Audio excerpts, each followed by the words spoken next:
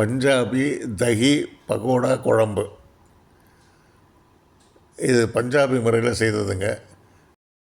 இதை பஞ்சாபி முறைப்படி எப்படி செய்யலான்னு பார்க்கலாங்க.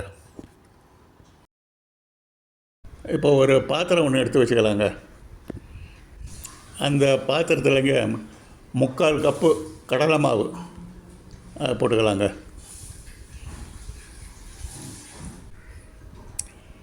தனியா மல்லித்தூள் 1/2 ஸ்பூனுங்க.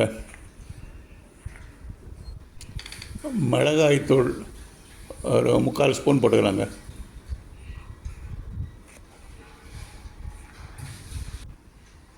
மஞ்சத்தூள் ஒரு 1/2 ஸ்பூனுங்க.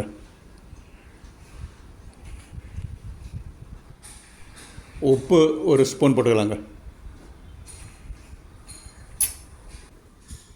இப்போது தனியாக ஒரு பாத்திரத்தில் 1 கப்பு தயிர் எடுத்துக்கலாங்க. அதில் 1 லிட்டர் தண்ணி ஊற்றி நல்லா கலந்துக்கலாங்க. மோராக கலந்துக்கலாம். அதை நல்லா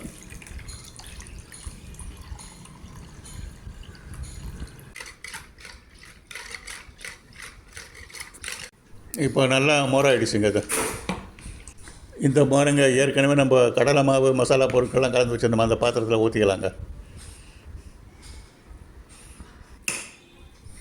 இப்போ இந்த மோரை நல்லா அந்த பாத்திரத்தில் இருக்கிற எல்லா பொருட்களோடு சேர்ந்து நல்லா கலந்து விட்டுக்கலாங்க. நல்லா கலக்கி விட்டுக்கலாங்க. நல்லா கலக்கி தண்ணீர் பக்கத்துக்கு வந்துடணுங்க. அது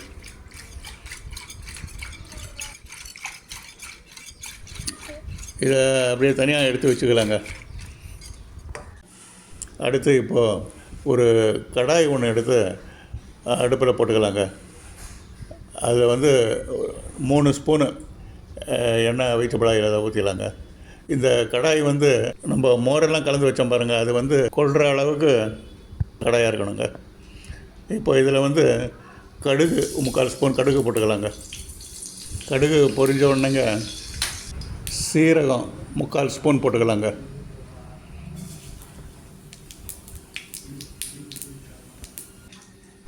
தனியா இந்த மல்லித்தூள் அது ஒரு ஸ்பூன் போட்டுக்கலாங்க.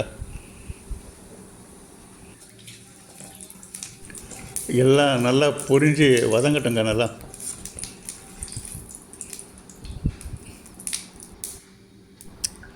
எல்லாம் நல்லா வதங்கின உடனே இஞ்சி பூண்டு பேஸ்ட்டுங்க அது 1 ஸ்பூன் போட்டுக்கலாங்க. போட்டு நல்லா கலந்து விட்டுக்கலாங்க. அதில் பெருங்காயத்தூளுங்க ஒரு 1/2 ஸ்பூன் வர அளவுக்கு போட்டுக்கலாங்க.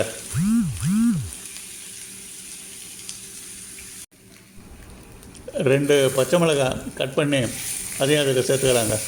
சேர்த்து எல்லாம் நல்லா கலந்து விட்டுக்கலாங்க. எல்லாத்தையும் ஒரு 2 நிமிஷம் எண்ணெயில் நல்லா வேக வச்சு வதக்கி வச்சுக்கலாங்க. நல்லா வதங்கினப்புறங்க நம்ம ஏற்கனவே கலந்து வச்ச அந்த மோர் குழம்பு கலவை இருக்குது பாருங்கள், அதை கொஞ்சம் கொஞ்சமாக அதில் ஊற்றி அப்படியே கலந்துக்கலாங்க. நல்லா கலந்துக்கலாம். ஃபுல்லாக கலந்துக்கலாம்.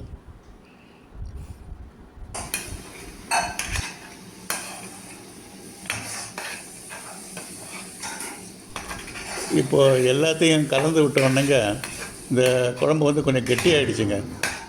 அதனால் நம்மளுக்கு குழம்பு பதத்துக்கு வர்ற மாதிரி தேவையான அளவுக்கு கொஞ்சம் தண்ணி சேர்த்துக்கலாங்க.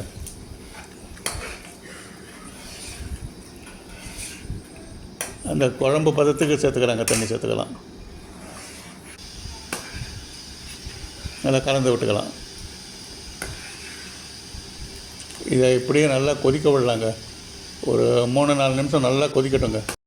இதை மூடி வச்சிடலாங்க. இதை மூடி வச்சுட்டு நல்லா ஒரு 4-5 நிமிஷம் நல்லா கொதித்த உடனே ஸ்டவ்வை கொஞ்சம் ஆஃப் பண்ணிக்கலாங்க. அடுத்ததாக இப்போ ஒரு 6-7 வெண்டைக்காய் எடுத்துக்கலாங்க. அதை இந்த மாதிரி ஒரு சின்ன பீஸாக நறுக்கி வச்சுக்கலாங்க. கட் பண்ணி வச்சுக்கலாம். 2 கைப்பிடி அளவுக்கு கொத்தமல்லி தழையும் 1 கைப்பிடி அளவுக்கு புதினாவும் கொஞ்சம் எடுத்து வச்சுக்கலாங்க. இப்போ ஒரு பவுலில் 1 கப்பு கடலை மாவு எடுத்துக்கலாங்க.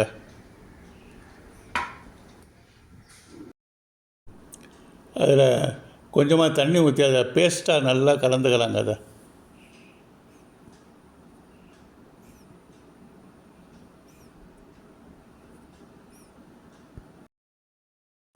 அதில் அரிசி மாவு 1/4 கப்பு கலந்துக்கலாங்க.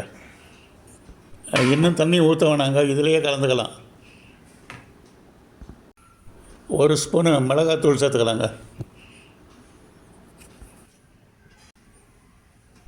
இஞ்சி பூண்டு பேஸ்ட்டுங்க 1/2 ஸ்பூன் சேர்த்துக்கலாம்.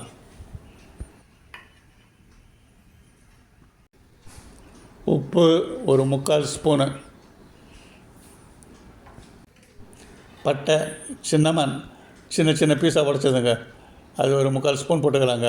அது சின்ன சின்ன பீஸாக இருக்கிற சாப்பிட்றப்ப நல்லா கொஞ்சம் டேஸ்ட்டாக இருக்கும். அது ஒரு கைப்பிடி புதினா எடுத்து வச்சதை அதை சேர்த்துக்கலாங்க. கட் பண்ணி சேர்க்க வேணாங்க, அப்படியே முழுசாகவே சேர்த்துக்கலாம். மஞ்சத்தூள் 1/2 ஸ்பூன் சேர்த்துக்கலாங்க. கருவேப்பிலையும் கொஞ்சம் சேர்த்துக்கலாங்க. இப்போ இதோடங்க நம்ம கட் பண்ணி வச்ச வெண்டைக்காய் பீஸ் எல்லாம் போட்டுக்கிறாங்க.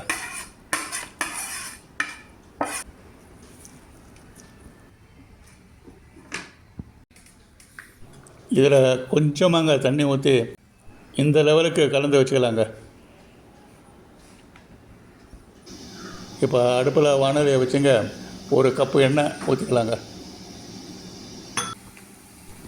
எண்ணெய் நல்லா காஞ்ச உடனேங்க அந்த பகோடா கலந்து வச்சதுலேருந்து 1 ஸ்பூனாக எடுத்து இதில் போட்டு நல்லா பகோடா சுட்டு எடுத்துக்கலாங்க.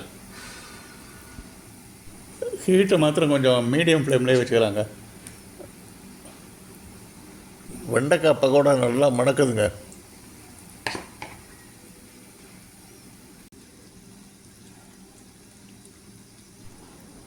நல்லா வந்த உடனேங்க அந்த பொன் கலர் வந்த உடனே எல்லாத்தையும் கொஞ்சம் எடுத்து ஒரு பிளேட்டில் வச்சுக்கலாங்க. இப்போ ஒரு சின்ன வேலை ஒன்று செய்யணுங்க. ஒரு சின்ன கடாயை அடுப்பில் போட்டு 2 ஸ்பூன் நெய் ஊற்றிக்கலாங்க. அதில் நெய் காஞ்ச உடனேங்க ஒரு 6-7 பல்லு பூண்டு எடுத்து சின்ன பீஸாக கட் பண்ணி அதில் போட்டு ஃப்ரை பண்ணலாங்க. அதில் 4 காஞ்ச மிளகாய் சேர்த்துக்கலாங்க. எல்லாத்தையும் சேர்த்து ரொம்ப லேசாக ஃப்ரை பண்ணால் போதும்.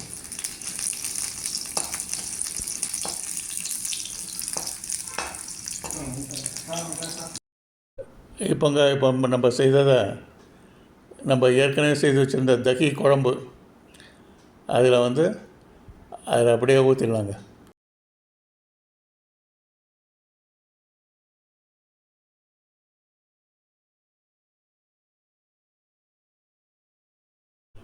இப்போ இதில் நம்ம செய்து வச்ச பகோடாவை மெதுவாக அப்படியே போட்டுக்கலாங்க. போட்டு கொஞ்சம் மூழ்கிற அளவுக்கு அதை நல்லா கலந்து விட்டுக்கலாங்க. நல்லா அந்த தகி குழம்புல நல்லா மூழ்கிற அளவுக்கு வச்சிடலாம். அப்போ தான் கொஞ்சம் நேரம் ஊறும். நல்லா ஊறின உடனே யூஸ் பண்ணிக்கலாம்.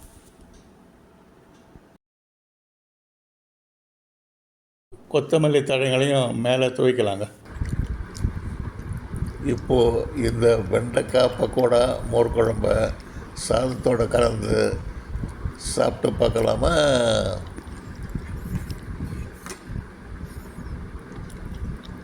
ஒரு பக்கோடா எடுத்து நல்லா உடச்சி பார்க்கலாங்க. உள்ளே நல்லா சாஃப்டாக இருக்குது, உள்ளே வெண்டைக்காயெலாம் இருக்குது. வெண்டைக்காயெல்லாம் இருக்குது. அதெல்லாம் எடுத்து சாதத்தோடு வச்சு பிசைஞ்சு சாப்பிட்டு பார்க்கலாங்க.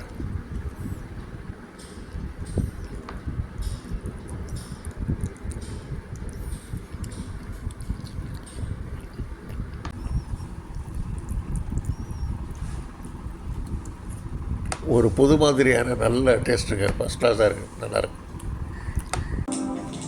தேங்க்யூ ஃப்ரெண்ட்ஸ் ஃபார் வாட்சிங். தேங்க்யூ.